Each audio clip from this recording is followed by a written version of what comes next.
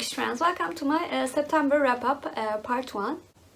In this wrap-up video, I'm going to talk about the 6 books that I finished in the first half of September. September has been going really well so far. I read some really good books. Right now, I'm in the middle of 2 also very good books. So I'm hoping September will be one of my best reading months of 2020. The first book that I finished in the first half of September was a Turkish audiobook titled Saklı Bahçeler Haritası. This book was written by Nermin Yıldırım. The book can be translated as The Map of Hidden Gardens. In this book, the manager of a publishing company receives mysterious letters that are written by 2 sisters in 1960s, and the manager tries to discover if these letters were written by real people or if it was a ploy of a author to make him publish the books that was written in letters. I really enjoyed this book and I gave it 9 out of 10. This historical fiction book actually had a very interesting mystery. I sort of guessed the mystery at the very end of the book, and I also loved the tempo, the writing style, and fully developed characters in the book. I think I will read more books from Nermin Yıldırım in the future.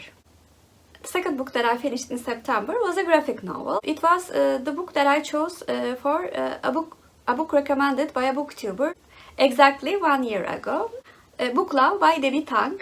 This book was then recommended to me by Taking Tea with Catherine, and then in the following months, it was also recommended by both Emily at Novelle Novels and Danny at Spenelli Speaks. It is the anecdotes of a book lover, and those anecdotes are told in very short strips, and I gave the book 8 out of 10. I think it is the highest rating that I could give to such a graphic novel because I always prefer a constant story in books.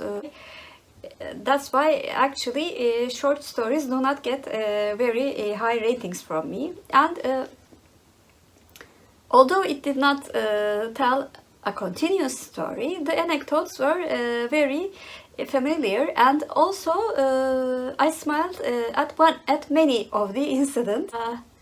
I would advise this lovely and very cute graphic novel to all book lovers, actually, as it's indicated in the title. So I want to thank all of the booktubers who recommended this cute graphic novel to me. The third book that I finished was my first body read of September. I body read The Hound of Baskervilles with Naomi from Naomi's bookshelf. We are body reading all of the Sherlock Holmes novels, one novel a month, and this is the third one. It is the story of a man whose family is cursed by supposedly a ghost hound of his great grandfather, and when he inherits the castle, he hires Sherlock Holmes. This novel was the best novel of the 3, in my opinion. I originally thought of giving this 9 out of 10, but after a bit of consideration, I decided to give this 8 out of 10 because although the character development was at best, and the mystery was told in a very good tempo, and also it was very engaging, I have to admit I did not feel the emotional bond to give a book a more than 8 out of 10. So I gave this mystery a high 8 out of 10 actually. I then read another book for my Social September project actually. Midnight Bayou by Nora Roberts. I read this book for the book club that is founded by Angie at Literary Labors and Rainey at Rainey Day Reads. It is called Single Bitter Ladies Read Romance, and this month's book was Midnight Bayou. It is the story of a man who buys a house, and in this house, in the past, at the turn of the 20th century, a tragedy had happened, and the ghosts of this tragedy haunt the house, and also the man who bought the house. I unfortunately did not like this book, and I gave it 4 out of 10. If it wasn't for the live show that I will certainly participate, I would have probably DNF'd this book. Main reason that I didn't like this book, I found the plot a bit weird actually. Maybe paranormal romance is not my genre, I'm not really sure. It is one of the few books that I've read so far. Additionally, I think Nora Roberts is not the author for me, because so far I have read 4 books from her. I only liked 1 book so far, and also read her detective series in which she writes as J.D. Robb, and I also did not like that book as well. So clearly Nora Roberts' writing style and I do not fit in any way. This book has been my least favorite of the ones that I've read, because I also found the characters a bit two-dimensional, and I really didn't like the main character. I found him a bit too possessive. Unfortunately, this was a very disappointing book for me. I then finished another graphic novel, and it was the next one in the series that I'm following, Back to the Future graphic novel series. It was an additional novel to the series. Biff to the Future. It follows the alternative timeline that is created in the second Back to the Future movie, in which an older Biff Tanner gives a world almanac to 18-year-old Biff Tanner, and in this alternate universe, Biff Tanner is very successful, and in this graphic novel, the details of this alternate timeline is provided. I enjoyed reading this graphic novel, like all the other ones in the series, but I gave this graphic novel 7 out of 10 instead of 8 out of 10, which I gave to all the previous ones, because maybe it was telling a story that I knew already, and also I liked the character of Dr. Brown so much, and he was in the graphic novel only at the end of the graphic novel. So that's why I gave this one a 7 out of 10. And lastly, I finished my second buddy read of the month, Wayward Bible. I buddy read this book with Laura, Books, Inks and Paper. This book is the second book in the Wayward Spines trilogy. I liked the first book very much, and I gave it 9 out of 10. In order not to give spoilers, I will give a very general synopsis. In this book, we sort of find more about the secret behind Wayward Spines town, and how Ethan reacts with this new reality.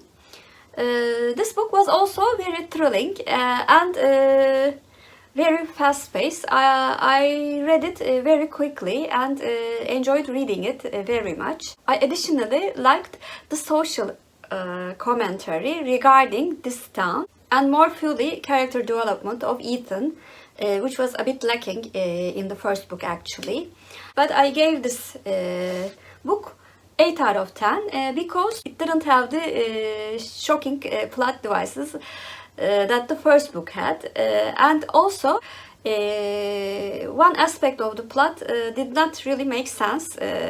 I mean, it did not make sense in the science fiction world created by the author. So although I enjoyed the reading experience very much, I gave the book 8 out of 10, but I cannot wait to buddy read the third book with Lori again. As well as my buddy reads, I'm also participating a 3-month read-along that is created by Tia at Tia Audiobooks, Rainey at Rainey Day Reads, Angie at Literary Labors, and Kelly at Cozy Reader Kelly. And the readathon is called Fall Into Reading Challenge. They created 2 different bingo cards, and I originally said that I would do the 15 prompt bingo card, but when I looked at the cover of Saklı, Bahçeler, Haritası, I thought this could be a sign, and decided to do 24 prompt card. I will try to choose different books for each prompt, but if I cannot do that, I will double up at the end of November. So far, I could put all of the 6 books that I've read into a prompt. For orange, yellow, or gold cover, I chose Biff to the Future because the writing in the cover of the graphic novel is yellow, so it fits the prompt. For mystery, I chose The Hound of Baskervilles by Arthur Conan Doyle. For graphic novel, I chose Book Love by Debbie Tung. For supernatural, I chose Midnight Bayou by Nora Roberts. For science fiction, I chose Wayward by Blake Crouch. And for Leaves on the Cover, I chose Saklı, Bahçeler, Haritası by Nermin Yıldırım.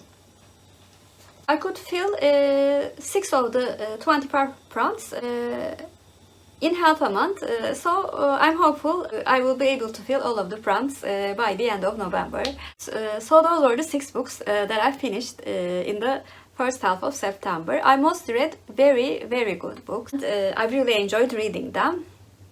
Please comment down below what was your favorite book that you read in the first half of September. And if you're a new viewer, first of all, welcome. Please like and subscribe. So hope to see you very soon. Bye.